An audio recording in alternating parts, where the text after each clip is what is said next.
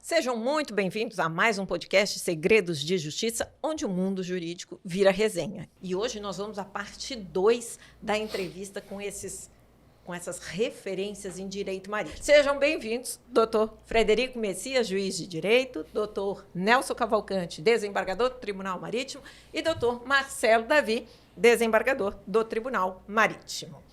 Vamos continuar, né? Nós paramos a outra entrevista, a parte 1, querendo saber uma história que lhe marcou. Oh, muito obrigado. Aproveitando, então, a última história que o Marcelo contou lá da região amazônica, me lembrei de um caso que foi julgado pelo Tribunal Marítimo. Lá no Tribunal Marítimo, qualquer um que se envolva no acidente pode virar um réu lá no Tribunal Marítimo. Às vezes, aparentemente, assim, no civil, uma vítima se torna réu lá no Tribunal Marítimo. Ele deu causa. E é o caso desse coisa. Uma canoa que foi atropelada por uma barcaça muito grande e o réu era o ocupante da canoa, porque ele não poderia estar navegando daquela forma à noite, com a canoa às escuras e tal. E a defesa dele foi feita pela Defensoria Pública, que na quantidade de processos enormes que tem, ela defendeu simplesmente por negativa geral. Simplesmente que ele era... Mas eu, julgando aquele processo, eu li a defesa ditada, porque ele assinou a defesa dele com uma digital, quer dizer, ele não escrevia. Mas ele ditou a defesa dele lá na Marinha, quando a Marinha terminou o inquérito, e ele disse uma coisa que, para mim, foi mais relevante para poder julgar aquele processo. Ele disse o seguinte: eu faço esse percurso desde que eu sou criança. De madrugada, eu deito dentro da minha canoa, durmo, quando acordo eu estou em frente a Tabatinga. Tabatinga é uma cidade no interior do Amazonas. Então, ele era índio de uma comunidade indígena e fazia isso desde garoto. Ele falou, quem apareceu aqui depois foram as balsas. Não fui eu que estava navegando no lugar errado. Eu sempre naveguei aqui. E eu falei, sabe, isso tem relevância. Ele pode invocar esse tipo de direito, vamos botar entre aspas, né, em favor dele, que ele fala, olha, eu deveria conhecer direito de navegação, luzes de navegação, quem tem preferência numa travessia, esse tipo de coisa. Num mundo ótimo, né, num mundo ideal, talvez sim, mas ele era uma pessoa analfabeta, né, um indígena, agricultor, que usava a canoa dele para se deslocar até uma outra cidade, para depois voltar remando até a comunidade dele com um saco de farinha que ele ia lá comprar, levando produto agrícola para poder trocar por mercadoria, alguma coisa assim, e foi atropelado. Então, apesar dele ter feito uma defesa muito simples, porque a defensoria naquele momento só fez uma linha só de defesa para ele, o argumento dele, sabe, foi suficiente para o Tribunal Marítimo, por unanimidade, não condená-lo. A acusação era de que ele tinha dado causa ao acidente, que a vítima era ele mesmo, né? Mas ele não foi condenado. Então, é um caso interessante. E causa de indígenas lá no tribunal, de vez em quando acontece uma. A gente julgou outro dia de uma pessoa com excesso de passageiros. O tempo lá muda muito rápido, né? Entra aquelas nuvens enormes, entra uma chuvada. Então, às vezes, um lago que está liso, de repente, ele começa a fazer marolas. Como as embarcações são muito precárias, com pouca marola, com muita gente dentro, ela vai para o fundo. E aconteceu, nesse caso, até morreu gente afogada e tal. E estava sendo acusado o comandante, né? Entre aspas, também dessa canoa. A pessoa que estava conduzindo aquela canoa, que ele tinha motor e tudo. E ele, na defesa dele também simples, também na Marinha, não foi nem a defesa apresentada pela Defensoria, ele disse que, olha, eu com minha família para ir para casa. Eles atravessavam um lago que levava 1 hora da cidade onde eles estavam até a comunidade onde ele residia de fato.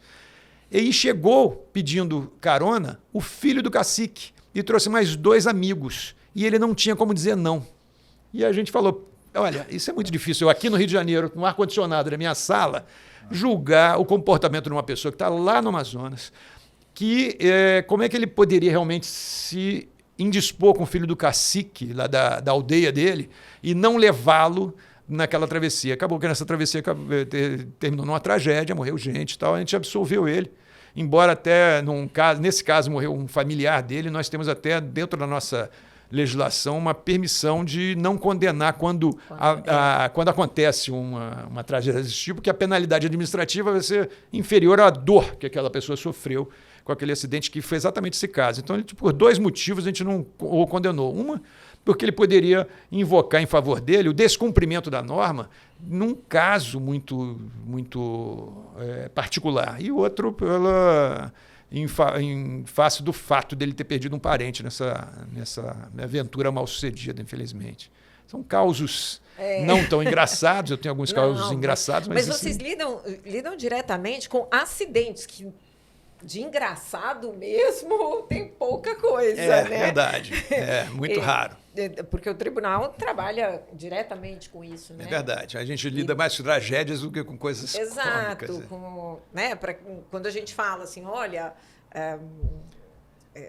bateu o navio na ponte, né? Isso é uma tragédia, né? É verdade, verdade. Então, Eu acho que eu acho que é legal também, porque assim, por mais que um tribunal de justiça do Estado, por exemplo, ele fica limitado ali à área territorial do Estado e mais ou menos uma característica própria do Estado, né?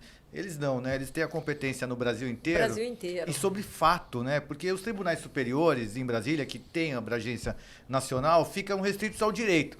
Como eles julgam fatos também no Brasil inteiro, quer dizer, a situação lá no norte é absolutamente diferente da do sul, né? Sim, e eu conhecer essas características próprias de cada região é muito importante naquela ideia de bom senso do julgador, né? Eu vou além. Além de pegar o Brasil inteiro e essas características de um indígena com uma pessoa do sul, a gente pega muito estrangeiro. É verdade. Aí amplia mais ainda. Vou contar um caso aqui que aconteceu lá na Baía da Guanabara, um navio todo de tripulação chinesa, estava no mar há 4 meses, sem nenhum deles ir para a terra, e eles só comem arroz com arroz, né? Essa é a refeição durante 4 meses, e aí existia um fluxo lá no Rio de Janeiro para exploração e recepção dos turistas, que é uma canoa colocar meia dúzia de profissionais do sexo e essas profissionais irem de noite na embarcação oferecerem prestação de serviço. E aí eles desceram a escada de quebra-peito, que normalmente acontece, elas subiram, né? E aí estiveram lá algumas horas, né? E na hora de ir embora, elas falaram, olha, podemos ir? Podem. Aí desceram a escada, elas, tá bom, agora a retribuição financeira, né? E aí o chinês ria, né? Sim, sim. E mostrou o caminho da escada. E as prostitutas, né? Mas a gente quer receber o nosso pagamento. E o chinês ria, pagamento. Sim. Ela, sim, dólar. Aí começou a falar, usou todas as palavras, né? Com certeza falou em chinês também, né? Em mandarim, em todas as línguas, né? E ele ria e, muito obrigado, agradeceu, né, educadamente e não pagou. Aí uma das profissionais tirou uma navalha e se irritou com o chinês, que só ria, e partiu para cima dele. E aquilo dá uma confusão danada. Uma delas, quando foi descer da escada, caiu da escada de quebra-peito no mar. Então, eu tive que relatar, né? Caos, né? Qual é o fato da navegação? Queda de prostituta no mar, de escada de quebra-peito, após não receber o pagamento indenizatório pelo chinês. E aí o comandante chinês, ouvido lá no inquérito, ele disse, mas por que você fez isso tudo? Ele falou, porque eu fiz tudo certo, não fiz nada de errado. Não, mas você não pagou. Eu falei, mas por que eu tinha que pagar? Ninguém me disse que eu tinha que pagar, eu não fiz contrato, não assinei nada. Né? Elas foram lá voluntariamente, foram bem recebidas, tratamos super bem. Mas por que eu tinha que pagar? E aí surgiu uma confusão danada. Né? Obviamente, esse aí fez de bobo, né? Mas podia ser uma cultura diferente também, estrangeira, né? Que eu não tenho nenhuma obrigação de fazer nenhum tipo de retribuição financeira. Né? Até isso acontece. Pois é, a situação que fica. Trágica.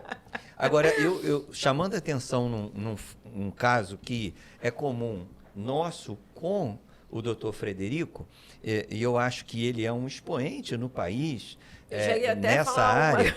Nós tivemos um processo que foi emblemático, que foi na Vila do Conde, um navio que transportava gado, né? Animais. Esse navio, no cais, naufragou e 5.000 cabeças de gado faleceram ali. Houve um problema terrível do ponto de vista ambiental, financeiro. O porto é interditado até hoje naquela área. Até hoje? Até hoje. Prejuízo absurdo. O cais, a embarcação não foi retirada do lugar. Tá lá Ainda não? Porque não havia um seguro específico para essa remoção. O Brasil não assinou a Convenção de Nairobi, que é absolutamente essencial para tanto, né? Isso é um caso de alta complexidade internacional, inclusive, né? E o Brasil não ratificar convenções internacionais é terrível nesse sentido, mas esse caso coincidiu com outros casos que o doutor Frederico, como juiz, recebeu, e ele estabeleceu uma tese de proteção dos animais que eu achei muito interessante, gerou matéria jornalística. Eu acho que você poderia contar para nós. Um caso em Santos, na verdade, não houve essa tragédia, né? Felizmente não aconteceu o que aconteceu lá na Vila do Conde, né? Mas houve lá um transporte de carga viva. Alguns países árabes exigem, né, que o transporte seja feito em carga viva. E aí, então, houve lá, o navio ia sair, houve uma manifestação de ambientalistas, e aí aquele navio acabou ficando parado ali 4, 5 dias com aquela carga. E aí o Ministério Público entrou com uma ação civil pública em face da empresa que era a exportadora da proteína animal, uma grande empresa do país, em razão dos maus tratos e das condições degradantes a que foram submetidos os animais ali naquela embarcação.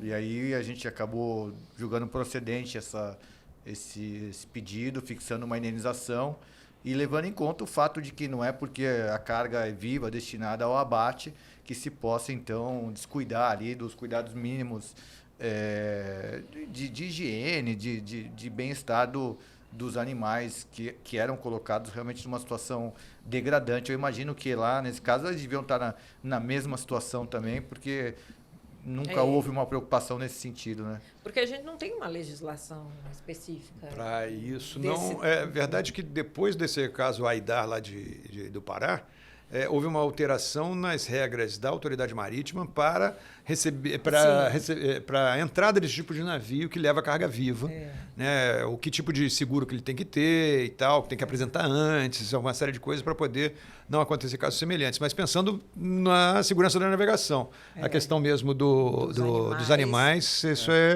foi até um paradoxo, né? Porque a manifestação de ambientalistas, justamente para proteger os animais, como o navio acabou ficando ali muito tempo, gerou uma situação ruim. Ainda pior, né? Ainda piorou ainda.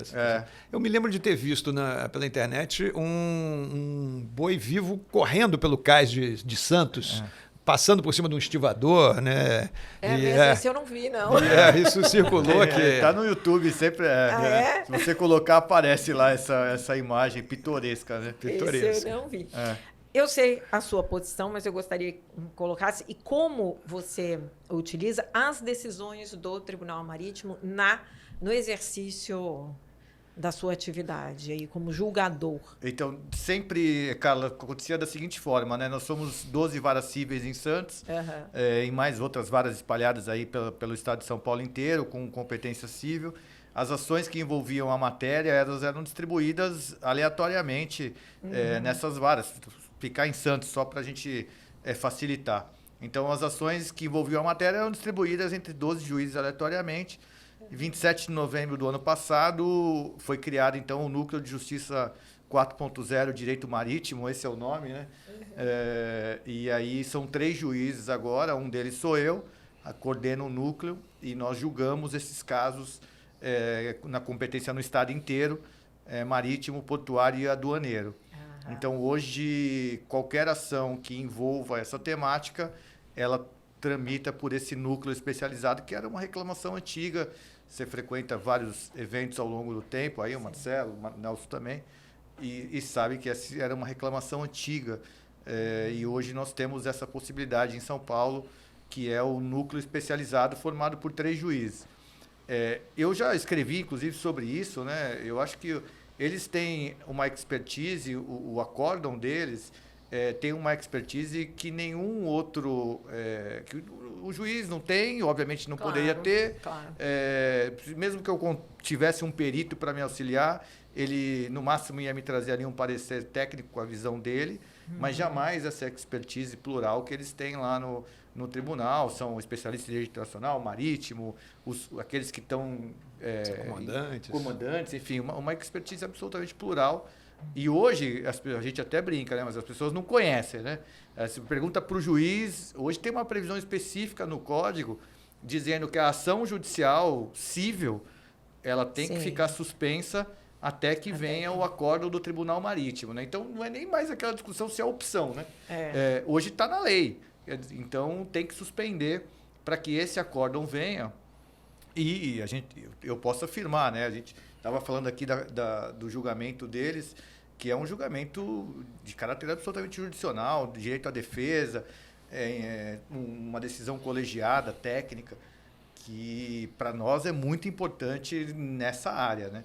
Então eu sou, assim, não precisaria nem ser a favor, porque hoje o legislador já disse que eu tenho que suspender o processo. Mas me parece que essa é uma disposição extremamente importante para o juiz que vai julgar uma causa que envolva aí um acidente ou fato da navegação que tenha sido julgado pelo Tribunal Marítimo. Quando foi, em que momento, ou que caso que você pegou e falou assim, não, eu preciso me especializar?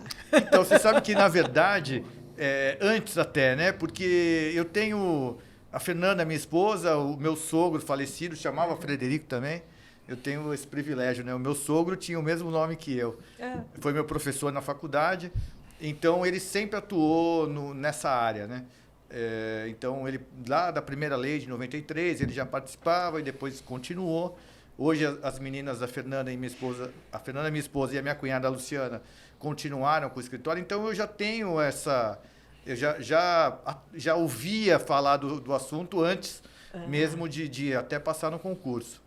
E aí, quando passei no concurso, que vim para Santos, aí não teve jeito, né? Aí começaram a surgir os casos que envolveram. E, principalmente, a gente sabe que é a sobreestadia, né? A sobreestadia de container é o primeiro caso que sempre aparece aí para quem chega em Santos.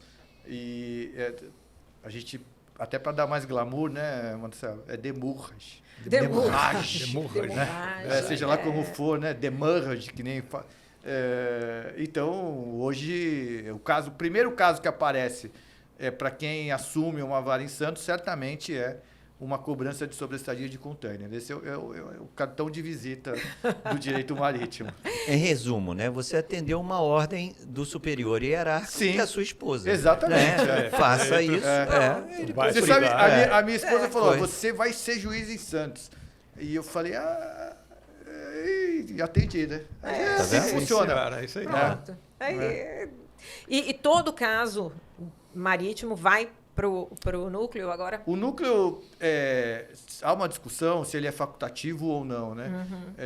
Nós criamos, o núcleo foi criado com a ideia de especialidade e complexidade da matéria. E aí, para esse tipo de núcleo, o CNJ tem uma disposição expressa que diz que a recusa ao núcleo tem que ser justificada. Porque simplesmente eu não gosto do Marcelo, o Marcelo julga contra meus interesses, então eu não quero que vá no núcleo. O Nelson é a favor das minhas teses, então eu quero que o meu processo vá para o núcleo. Fazer uma escolha nesse sentido levaria ao insucesso do núcleo. Então, a gente tem sustentado essa tese de que a oposição deva ser uma oposição justificada e cabe ao juiz do núcleo decidir sobre essa justificativa. Então, aquilo que, em tese, parecia ser facultativo, na verdade, ele tem uma reduzida hoje capacidade de sair do núcleo, né? Porque qual é a tese justificável para dizer que eu não quero o meu processo no núcleo, né? Porque se for por ganhar ou perder, certamente a gente levaria ao insucesso. Hoje todo mundo sabe como todo mundo julga.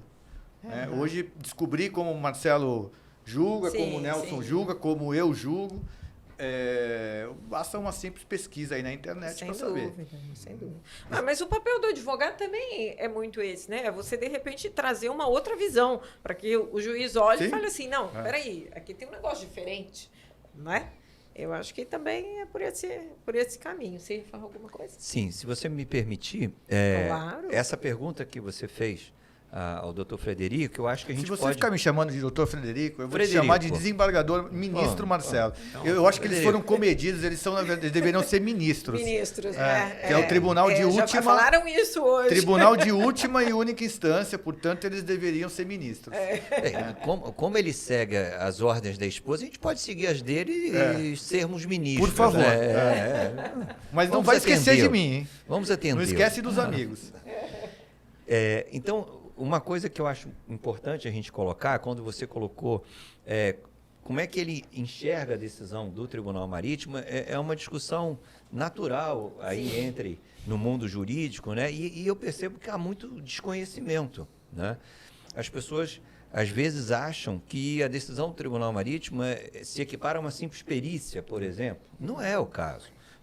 Quando há um fato ou acidente da navegação, existe um inquérito. Esse inquérito é muito bem feito como regra, né? Vou fazer uma comparação.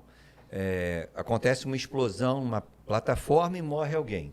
E ali tem direito criminal, tem direito civil, reparatório, trabalhista e tem tribunal marítimo também. São competências concorrentes. A regra que a gente vê, claro, existem exceções, mas a regra que a gente vê é que o inquérito feito pela polícia judiciária, né, aquele que vai atender o processo, por exemplo, criminal, às vezes trabalhista, é um inquérito feito por pessoas que não têm conhecimento de plataforma, de navegação, náutico, as vicissitudes do mundo marítimo, que é extremamente peculiar. Então, fico me imaginando, isso não é uma crítica, é uma constatação. Eu sou o Instituto Carlos Éboli do Rio de Janeiro e vou fazer uma perícia a bordo de um navio, sendo que eu não tenho nem dinheiro para colocar óleo, nem lancha tenho, nem conhecimento, nem estudei, falta o bisturi lá. Imagina o cara ir a bordo para ver que ambiente gerou a explosão e qual foi a causa. Ao mesmo tempo, paralelo a isso, o inquérito que será feito e produzido no Tribunal Marítimo, eu diria, sem medo de errar, ele vai ser feito pelas pessoas que têm maior conhecimento no Brasil em relação àquela matéria. Então, por exemplo, o engenheiro que estudou no IME, né? O engenheiro que estudou lá, é ele que vai ser o encarregado do inquérito, que vai fazer o laudo pericial, ou seja, ele é professor daquela matéria de explosão, tal. Ele estudou no exterior, fez mestrado, doutorado no exterior, e ele é um oficial da Marinha. E aí, como um militar, ele vai receber a ordem: faça o inquérito desse caso. Se ele estiver em Ladário, nos Estados Unidos, no Sul, ele vai dizer sim, senhor, vai se apresentar no outro dia no local, porque ele é um militar, está sob subordinação, e fará o laudo, ou seja, uma pessoa extremamente qualificada. Então, o que a gente vê no dia a dia é que o inquérito que vai correr lá para a polícia, por exemplo, judiciária, eles ficam retardando para depois pedir cópia do inquérito feito pela Marinha e aí mudar as palavras e apresentar, porque... Se fosse eu, faria o mesmo, porque aqui tem pessoas extremamente qualificadas. Quando esse inquérito está pronto, é feito um relatório, né? Quem vai assinar esse relatório é um capitão de mar e guerra, uma pessoa que tem 40 anos naquela atividade, tem um profundo conhecimento, né? Tem assessoria para isso, tem mentes para isso. Se não fizer bem feito é porque não quer, porque tem todas as condições de fazer extremamente bem feito. Esse inquérito vai para o Tribunal Marítimo. Aí chega no Tribunal Marítimo, vai ter um sorteio de um juiz relator, um revisor, aí esse processo vai ter ampla defesa, contraditório, obrigatoriamente haverá a Procuradoria Especial da Marinha agindo como Ministério Público, que é um órgão também especializado, que conhece a matéria. Parênteses aqui sobre isso. A Procuradoria Especial da Marinha é a Marinha, porque a Marinha ela tem esse órgão subordinado a ela para fazer a acusação. Ela é uma espécie de Ministério Público, mas ela é a Marinha. Depois que a Marinha fez o inquérito, ela fala, bom, eu acho que o culpado é ele. E ela vai lá e acusa. Entendi. E vem para o Tribunal Marítimo como esse terceiro desinteressado para ouvir a acusação, citar a parte que está sendo acusada, para ouvir o que ela tem em sua defesa. E decidir em colegiado, com esse colegiado técnico, quem tem razão, se é a Marinha que está acusando ou se é aquele que está se defendendo. Né? Então, por favor, as suas palavras. E dentro desse processo, a fase instrutória, que é a mais importante, porque o tribunal busca a verdade real, é uma fase instrutória extremamente rica. E aí, conto Com aqui detalhes, também com detalhes. um depoimento pessoal. Quando eu advogava, não sei se vocês passaram por isso, eu passei. Chegavam clientes que me apresentavam um bom direito. Mas aí eu questionava, você tem dinheiro para exercer esse bom direito? Ou seja, para eu conseguir ganhar a sua causa, eu vou ter que fazer, por exemplo, uma perícia, vou ter que fazer uma prova assim. Você tem dinheiro para a gente levar isso à justiça? Porque, por exemplo, você está querendo litigar contra a administração pública, ela já tem presunção de legalidade, ela já tem toda... Você tem dinheiro para isso? Não. Então, você tem um bom direito, mas como não tem dinheiro, esse direito se frustra. Então, eu tinha essa sensação de frustração de, poxa, perdi aqui. No Tribunal Marítimo, isso não existe. E por que eu faço essa afirmação? Porque toda a navegação ela é coberta por seguro. O seguro tem clubes de resseguro, são chamados clubes de P&I. Então, tudo aqui existe uma cortina financeira de proteção. Então, se o desembargador Nelson precisar fazer uma prova, como eu já fiz, de $300 mil, a parte ri de orelha a orelha, está aqui o cheque, não tem problema nenhum, porque nós estamos falando dos grandes clubes de P&I mundiais. O que eles querem é saber o seguinte, o que aconteceu, de quem foi a responsabilidade, o que causou o acidente, até porque eu vou ressarcir contra outro amanhã. Então, o Tribunal Marítimo não faz uma mera perícia, faz um processo com contraditório para defesa, prova, advogados altamente especializados, peritos, e dá um acórdão, também não é uma decisão singular. Acórdão, dá não é um laudo, acórdão, né? que Não é admite também recursos. E o que diz a lei a partir desse acórdão? Me parece meio óbvio. A lei diz, o tribunal é um órgão auxiliar do Poder Judiciário. E as suas decisões têm presunção de certeza. E aí vem um outro lado de desconhecimento que eu percebo muito, que é o seguinte, isso o doutrinador Sérgio Ferrari diz que ficou muito realçado a partir do Código de Processo Civil novo, de que o juiz, então, o Poder Judiciário, recebendo aquele acórdão, ele o recebe com presunção de certeza. Então, ele não é vinculado, mas terá que produzir uma prova que ele considere de maior valor, uma prova que possa retirar essa presunção de certeza, tá? Vírgula, fundamentada. Claro. Aí ele diz com todas as letras o seguinte, o Poder Judiciário, ao receber o acórdão do Tribunal Marítimo, não é vinculado a ele, mas fundamente, com prova de maior valor, para afastar a presunção de certeza que a lei determina. Isso que eu acho que é um desconhecimento. O difícil grande. é achar a prova de maior valor, né? E fundamentar. Porque qual é a prova de maior valor que vai se sobrepor ao acórdão, né? Pois é, E depois é de um pouco. processo todo. Tanto é verdade, né, Marcelo, que o acórdão teria força de título executivo judicial. No projeto do Código, o inciso 10 do artigo 515 era o acórdão do Tribunal Marítimo, acabou sendo vetado. A gente sabe quais foram as razões do veto, não foram razões jurídicas, mas dentro dessa linha, porque justamente qual é a prova que vai afastar essa certeza, né? Já que eles têm uma composição plural das mais variadas expertises, eu vou produzir vou trazer aqui um perito que vai poder se sobrepor ao 7. E tem essa composição plural e permite a parte fazer o amplo direito de defesa, contraditório, o contraditório. exatamente, Quer dizer, não é uma autoridade unilateral. Inquisitória, né? quando a autoridade, que é a Marinha, acusa, é dado a ela o direito de defesa e ela prepara essa prova que o desembargador Marcelo falou agora. ela tem o poder de fazer uma prova que seja melhor que aquela da Marinha, que seja diferente, e nós ponderaremos ali quem é que fez uma prova melhor, qual o argumento trazido que é melhor na hora de julgar. Se produz, então, um acordo, como foi dito, não se produz um laudo para ser utilizado como uma prova como entre as outras provas. Ele produz a nossa decisão. E, claro, como são esferas diferentes, cada esfera tem seus princípios e tem seus motivos de utilizar. O nosso princípio, que é o norteador do Tribunal Marítimo, é a segurança da navegação. Então, aquela seguradora que tem interesse no resultado do nosso tribunal não é somente para ela não pagar, para que nunca mais aconteça, para ela não pagar de novo. Exato. Ela garantir que aquilo não pode acontecer. Então, ela quer mesmo que a coisa seja bem feita, ainda que seja contrário ao interesse dela naquele caso, para que ela não tenha que sair repetidas vezes.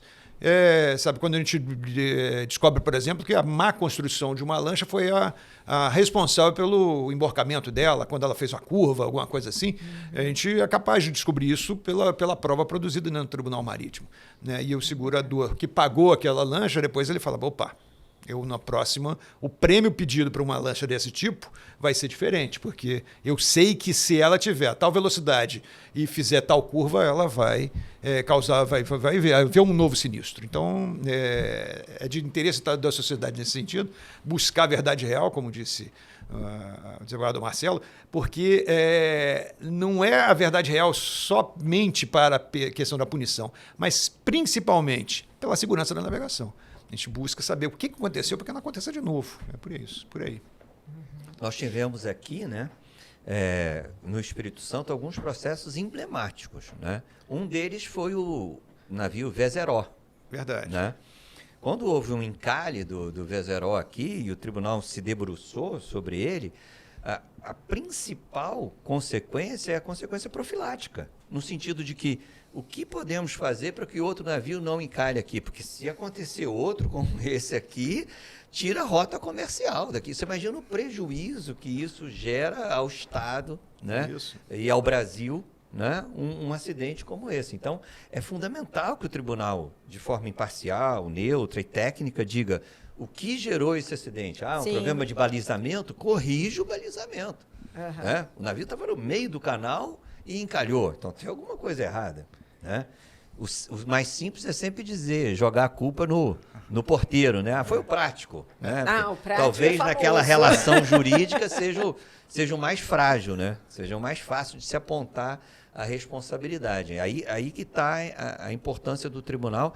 Não, eu preciso dizer por que o Vezeró encalhou para que outro navio não encalhe. Isso é importantíssimo para o Estado. Mas o prático realmente é uma figura bem famosa aí. Mas fale uma coisa, tem algum porto que gera mais processos no tribunal? Olha, eu acho que a gente tem nós aqui no sul, a gente não tem chama bastante atenção. Nós que moramos aqui no sul do Brasil, a gente não tem noção da dimensão que esses países têm. Nós somos menores de norte a sul do que somos de leste a oeste. Então, a região amazônica, ela para fins de navegação, ela é muito maior do que o nosso litoral. Então, os portos fluviais, que são muito menores e que têm muito menos autoridades perto para poder ficar de olho na navegação, na segurança, ali geram muitos acidentes. O maior acidente com mais vítimas que teve no Brasil, nem acidentes aéreos, nem acidentes ferroviários, nem acidentes rodoviários chegaram a tantas vítimas, foi um acidente marítimo que aconteceu na região amazônica com um navio chamado Novo Amapá, que morreram mais de quase 300 pessoas. 313. 313 pessoas. E 313 pessoas foi que encontraram 313 corpos. Mas foram, com certeza, muito mais. Se sabe que foi muito mais porque teve corpos que não foram encontrados e nenhuma família reivindicou ele. Porque morreram famílias inteiras. Pessoas que não tinham identidade. Exato, tinha isso também. Certidão de nascimento. E aí foi um excesso de passageiros e tal, e vai mudando o paradigma. Nunca mais isso vai acontecer, uma coisa desse tipo, porque aí obriga uma visão do Estado para que não aconteça excesso de passageiros dessa natureza. E nós lá no tribunal somos severíssimos com excesso de passageiros, a ponto de alguns comandantes mais respeitosos falarem, não, entrou mais gente, então não saio, não suspendo. E quando o armador, o dono do navio, fala, não, você vai sair sim com sua embarcação, não importa quantas pessoas tem dentro. Já aconteceu um caso de um senhor que ele foi mandado embora, ele perdeu o emprego porque ele se recusou a suspender com uma embarcação com excesso de passageiros. Ele, do Tribunal Marítimo, ele recebeu uma comenda, uma honraria, né? Como é que a gente chama aquilo? De uma coisa honorífica? Recompensa honorífica, né? Por ter agido corretamente, e uma recomendação, e ele logo depois arrumou um novo emprego, porque era um bom marinheiro, e as grandes empresas de navegação, elas procuram esse tipo de profissional. É o profissional que elas querem, né? Porque um acidente, né, não só perde vidas, mas perde muito dinheiro. Claro. Né? Cada embarcação dessa vale muito dinheiro. Então, um bom marinheiro é que todas as empresas querem. Né? Então, esse senhor que teve essa honradez de falar, não, eu sou comandante dessa embarcação, tem gente demais, não vou sair. Ele foi mandado embora pelo armador lá no Amazonas. Né? Então, lá é que é o grande cliente do Tribunal Marítimo, no final das contas. Né? Pelos portos. E outra, que eu acho que é o grande cliente nosso, são os amadores. É a embarcação de esporte e recreio. A lancha, sim, a moto aquática. Porque o profissional, ele tem, por formação, esse cuidado, esse zelo com a segurança. Porque quando você sai do horizonte para fora, você já não enxerga mais terra, ali é você, seus amigos ali a bordo, seus outros tripulantes e Deus. Você vai, sabe, e a aventura marítima, não importa que naquele tempo eles andavam de caravela e agora a gente anda com navios com 400 metros de comprimento e 60 de largura, a aventura é a mesma. Do horizonte para lá, o mar é sinistro, tem piratas, tem furacões e esse aquecimento global está trazendo tormentas que não se via antes. Né? Então, são capazes de virar navios. E já aconteceu, e acontece todo ano, de sumir navio completamente. Saiu um navio uma vez do porto de Tubarão, antes de chegar na África do Sul, ele desapareceu do mapa. Ele afundou, ele sumiu. Então, depois, com a pesquisa, se viu que ele partiu e foi para o fundo de uma vez, porque ele estava com 300 mil toneladas de minério dentro, ele foi para o fundo como uma bala. Né? Então, não deu tempo de pedir socorro. Então, acontece coisas desse tipo. Então, o profissional sabe, ele tem o zelo pela segurança. Ele deve ter. Quando não tem, no Tribunal Marítimo, ele é penalizado. Mas o amador não tem. O amador tem aquela, vamos sair de lancha? Quando fala de sair de lancha, pensa-se logo, quanta cerveja eu vou beber? Se ele não coloca um marinheiro dentro para poder conduzir a embarcação dele, ele se coloca em risco. E não precisa de acidente nenhum. Se ele estiver a bordo, estiver alcoolizado, ele já expôs todo mundo a risco. Sim. E ele é penalizado pelo Tribunal Marítimo. E é interessante, porque ele faz uma prova para estar ali, né? Mas eu acho que ele esquece do que ele estudou para fazer a prova, né? Porque quantas vezes a gente pega, assim, pessoal jet ski à noite. Isso. Né? E ele se torna um estorvo à navegação. Né? Ele acha que... não, eu não tenho... Não vai acontecer nada. E eu conheço o litoral, sei chegar lá, mas o problema é que vem um outro que não enxerga ele não tem luz de navegação e passa por cima. E aconteceu já mais uma vez. A meu ver, o acidente envolvendo o Amador, lancha mais famoso da história do Brasil, aconteceu aqui no Espírito Santo, aqui em Vitória, que foi aquela lancha que aborroou o veleiro do Las Grael e arrancou a perna dele. Né? Eu fui o juiz relator desse caso, é o caso mais eu que fui o relator desse caso, é o caso mais marcante da minha vida. Né? Foi um caso impressionante em diversas circunstâncias e aconteceu aqui, em Vitória. Foi um caso emblemático, né? Quer que eu conte um pouquinho? Conte, claro, conte. Esse você teve que lidar, inclusive, com a imprensa? Sim, que é muito difícil, já tá né? Porque a primeira dificuldade é o pré-julgamento que a imprensa faz. Sim, né? Sim. Aconteceu o acidente hoje, amanhã já sai na primeira página do jornal tudo o que aconteceu. Quem foi o culpado, por que foi culpado, tal. E a primeira coisa que se disse nesse acidente, por exemplo, é que o condutor da lancha, né, ele estava embriagado e invadiu uma raia da regata. Ele invadiu uma regata que estava acontecendo no momento e estava embriagado e aí atropelou o veleiro lá do Las Grael e causou o acidente. E só essa primeira conclusão é totalmente mentirosa. Mas foi a que saiu no jornal. Foi a que saiu no jornal. O condutor não estava embriagado, não estava tendo regata. A regata não tem raia, né? Como se fosse uma piscina para o sujeito invadir. Né? E isso já foi assim, uma mentira absoluta, né? Que foi, ao longo do tempo, demonstrado. E aí, esse acidente foi traumático, porque era um campeão olímpico, né? Uma pessoa emblemática no país, um ídolo nacional. Um ídolo. Né?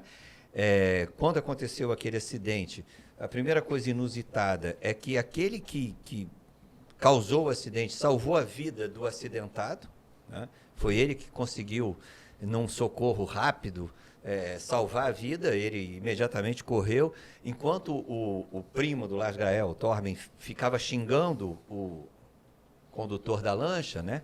Ofendendo, xingando, ele rapidamente fez manobras muito rápidas, pegou o Lars Grael da água e tal, até que o primo percebeu o que tinha acontecido, porque ele não tinha percebido. Do tamanho da gravidade.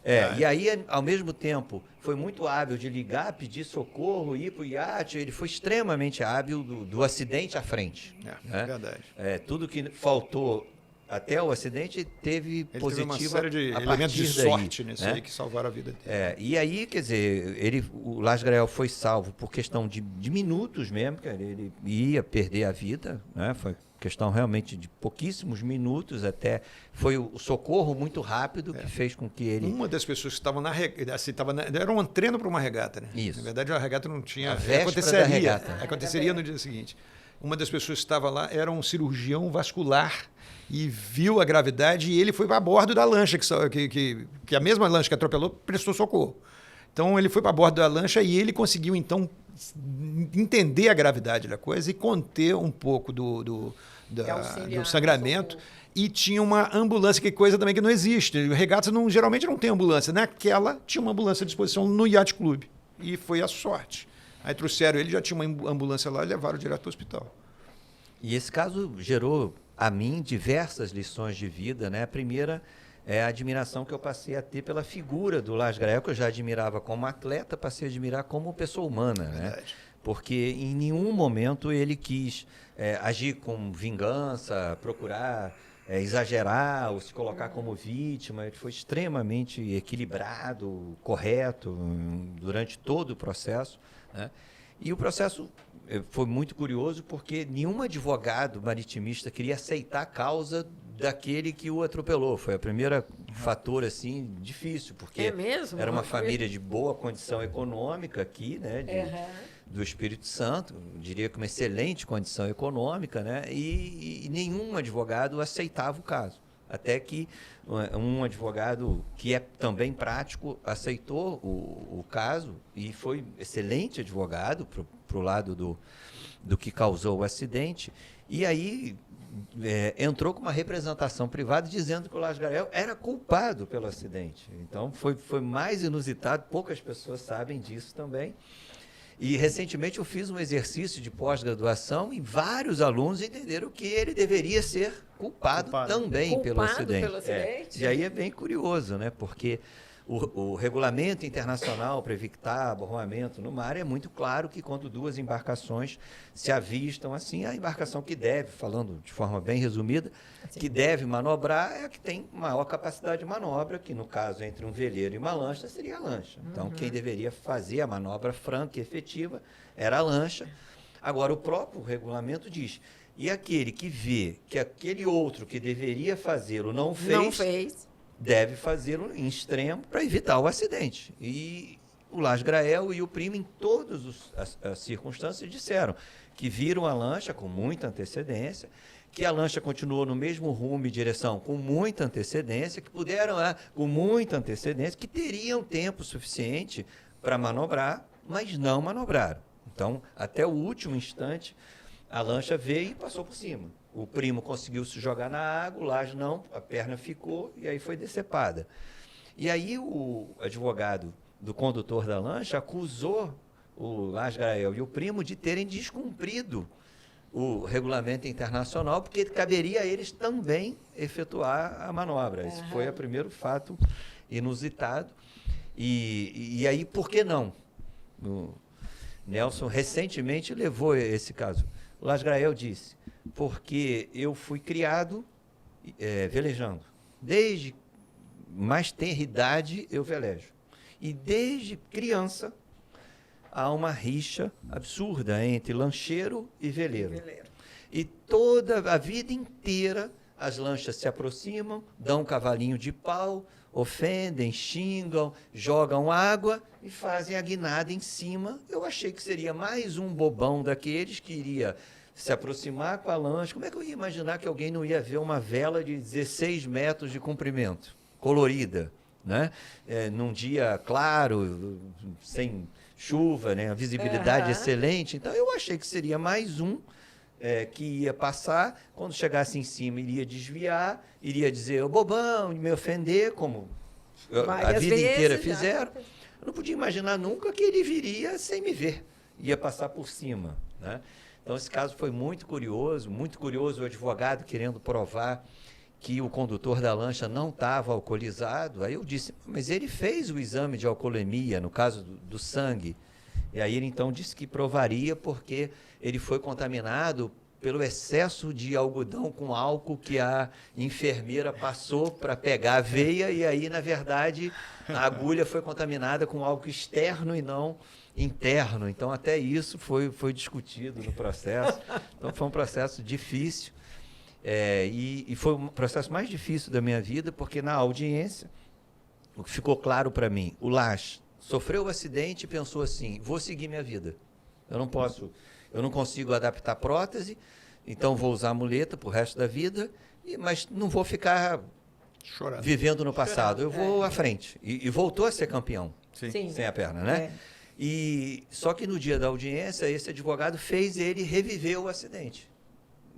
Você tem que me dizer o que aconteceu, e na hora que a lancha... Então, na hora que ele disse... E aí a lancha veio, eu me joguei no mar, aí comecei a nadar, mas eu não saía do lugar. Ele era um grande nadador. Eu não saía do lugar. Eu não conseguia entender por que eu não saía do lugar. Não senti dor nenhuma, nada. E aí, quando eu olhei para baixo, eu não vi minha perna, né? Só vi sangue. E aí, quando ele disse isso, ele chorou igual uma criança, né? Mas desabou. Então, me ficou evidente que ele tirou esse fato da memória, da vida, só que quando ele teve que relembrar, a ficha, né, caiu ali naquele momento. Aí foi o momento mais difícil da minha vida, porque ele chorava igual uma criança, né? E você se emocionava. Aí eu também fiquei super emocionado. Aí, para me socorrer, eu olhei para a procuradora chorando, né? O advogado chorando. A única coisa que eu consegui fazer, intervalo para o café. Foi a única. Só para ir chorar, escondido. Para ir chorar sozinho. E o que é bacana é que quando voltamos, né? Ele chegou para mim, para todos os outros, eu queria me desculpar pela minha atitude, queria desculpar, e voltou com a sobriedade de um homem elogiável, né, a dar o depoimento, tal. Então me marcou muito o Lage Grael, a tenacidade dele, a hombridade, foi espetacular. Já está chorando de novo. Dá vontade de chorar, só de lembrar o caso. Filme isso aí, está chorando. Não estou chorando, não. Tá. Você já se emocionou em algum... Não, eu sou de Ele uma... só se emociona ao me ver chorando. Eu me emociono de forma que eu rio muito, então eu vejo ele chorando, tá chorando de novo, e começa a rir. É assim que acontece. Eu só choro de rir. Chora de rir. Não, assim, tem sempre casos assim que são muito tristes, né? A gente trabalha com tragédias terríveis passam na nossa frente, e são casos muito emocionantes. Não a ponto de chorar, mas são realmente de abalar. De abalar. Uma que dá vontade de chorar todo caso é escalpelamento. É verdade. É um caso... dezenas de casos de escalpelamento. É uma situação de uma tristeza na profunda. Foz do Rio Amazonas, uma região do adolescente Marajó, de cabelos compridos, que o cabelo enrosca no eixo do motor, e ela escalpela, jamais arranca o couro cabeludo cabelo, né? Isso é comum? É comum. Muito acontece comum. Todos os anos. Aconteceu mais. Também com o tempo, com a educação, com fiscalização, com determinação de que o eixo seja coberto e tal, isso diminuiu muito, mas ainda acontece. Já foi uma epidemia, né? Mas assim, muito da atuação do tribunal, sim. Isso melhorou muito, mas ainda, de vez em quando, acontece. E normalmente é o cenário. Famílias evangélicas, em que a menina não corta o cabelo, então os cabelos são enormes, né? E aí é uma embarcação conduzida pelo pai, às vezes pelo irmão, pelo tio, sempre por um vizinho querido. Pessoas familiares. E com eixo destampado. É só colocar uma tampa de um eixo de um motor que não custa R$5. A Marinha distribui gratuitamente às comunidades e as pessoas, por ignorância, não colocam. É igual colete salva-vidas. Eu não tenho esse problema, né? Não sofreria desse... Jamais seria escalpelado. Achei que tinha sido um escapelamento. Foi na infância, eu não gosto de lembrar dessa. E você se emociona com os casos? Emociona. Agora, eu acho que nós somos mais ou menos como um médico, né? O médico, às vezes a gente acha que o médico é frio, né? E na verdade o médico se acostuma com os casos, né? E acaba formando uma armadura. A não ser que seja um caso muito extremo como esse, mas no começo da carreira assim, já me peguei algumas vezes com situações de ações que envolvem principalmente criança, né? E a gente acaba se emocionando, mas nessas horas a melhor coisa é se retirar e ir ao gabinete uma pausa para o café. Pausa para o café. O grande problema hoje, né? Eles estão com os processos digitalizados também, mas eu faço pouca instrução como eles fazem, né? Então, às vezes, a gente julga os processos antecipadamente e vê só na tela do computador. E, às vezes, a gente não percebe o drama humano que está por trás ali daquele arquivo digital, né, do processo. Você prefere audiência virtual ou presencial? Eu faço audiência presencial justamente porque eu acho que a virtual acabou... ela é mais demorada. 2, a técnica da audiência é mais complicada, porque nem todo mundo tem o mesmo nível de conexão, de internet, dispositivo para acesso. Terceiro, o problema da testemunha estar prestando um depoimento sem qualquer interferência, né? Porque aqui nós estamos filmados por várias câmeras. Ali na audiência, eu só vejo o Marcelo e eu não vejo quem está atrás aqui. Quem está atrás, quem está do lado, falando. Fazendo qualquer tipo de gesto. Por mais que a gente tente estabelecer um controle, é mais difícil.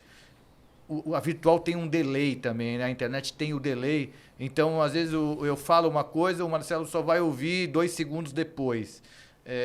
Ou se ele vai falar alguma coisa que eu não quero que ele fale, ele já falou, porque até ele ouvir que não é para ele responder, já foi. Então, fica esse problema e eu prefiro fazer as audiências de instrução de forma presencial. Claro, tem uma testemunha que está lá no Amazonas, aí a gente faz ela híbrida. Claro, né? claro. Só essa a gente ouve de forma virtual. Mas eu prefiro muito mais o contato... hoje é verdade, o olho no olho. Hoje, eu não sei como que era lá no tribunal, mas antes de ser gravado a audiência, era no ditado, né? Então, era uma coisa absolutamente estranha, né? Você deve ter acompanhado como que era, né? A testemunha respondia, o advogado perguntava, eu tinha que fazer a pergunta, né? A testemunha já ficava estranha com isso, né? Pô, que coisa louca. Aí ela respondia, passar, né? E eu tinha que ditar... Mas eu ditava com as minhas palavras, né? Quer dizer, já perdeu a reação dela. Hoje, com a gravação de audiovisual, isso melhorou demais, né? Hoje você, mesmo que você não esteja ali no momento, depois você consegue captar a reação da testemunha, o que influencia muito na hora de julgar, né? Verdade. Pessoal, assim, nosso tempo já passou. Assim, faz tempo, né? Acho que daria para a gente fazer umas 5 partes, né? Então, já fica aqui o convite para que vocês, quando estiverem novamente no Espírito Santo, venham novamente para a gente continuar esse bate-papo. E foi maravilhoso, adorei. Muito, muito, muito obrigada pela presença de vocês aqui. A gente que agradece a oportunidade. Verdade. Eu nunca tive ao lado de uma estrela como o Marcelo, assim, num programa. Não, todo mundo queria participar da entrevista dele, né? Se ele publicar, os meus fãs vão começar a curtir o Instagram dele. Por isso. Ele quer aproveitar. É o único colega que eu tenho que tem Bazdor. Não é outdoor. A cara dele aparece nos ônibus da cidade, andando assim. Olha lá, Marcelo. Das barcas SA Barcas SA também. Transporte Você, assim, quando as barcas... de passageiro. Ela está aberta, né? Quando ela fecha, assim, que não dá mais para você, aparece Marcelo lá. Fala, ué. Esse é um popstar, né? Popstar. Ele fez cinema e tudo. Sério, ele apareceu em filme de cinema. Depois a gente conversa sobre direitos autorais.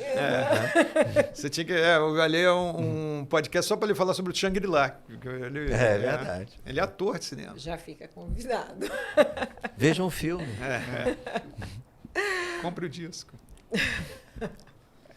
Pessoal, para vocês, não esqueçam de curtir, compartilhar. E se tiver uma boa história, comenta aqui embaixo, que a gente quer saber.